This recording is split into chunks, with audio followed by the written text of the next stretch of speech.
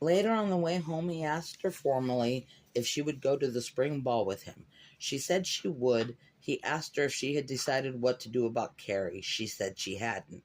He said that it made no difference, but she thought that it did. It had begun to seem that it meant all the difference.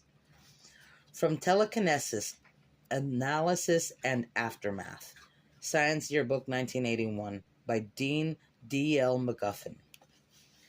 There are, of course, still these scientists today, regretfully, the Duke University people are in their forefront, who reject the terrific underlying implications of the Carrie White affair, like the Flatlands Society and the Rosicrucians or the Corleys of Arizona, who are positive that the atomic bomb does not work. These unfortunates are flying in the face of logic with their heads in the sand, and beg your pardon for the mixed metaphor.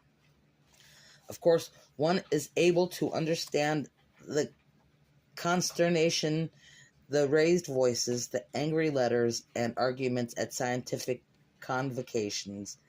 The idea of telekinesis itself has been a bitter pill for the scientific community to swallow, with its horror movie trappings of Ouija boards and the mediums and table rappings and floating cornets.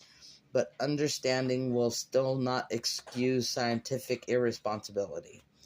The outcome of the White affair raises grave and difficult questions. An earthquake has struck our ordered nations of the way the natural world is supposed to act and react.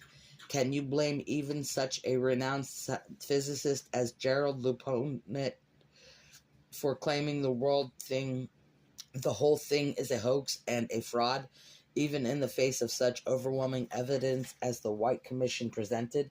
For if Carrie White is the truth, then what of Newton? They sat in the living room, Carrie and Mama, listening to Tennessee Ernie Ford singing "Let the Lover Lights Be Burning" on a Webcor phonograph, which Mama called the Victrola, or if in a particularly good mood, the Vic. Carrie sat at the sewing machine, pumping with her feet as she sewed the sleeves of a new dress. Mama sat beneath the plaster crucifix, tattering doilies and bumping her feet in time to the song, which was one of her favorites.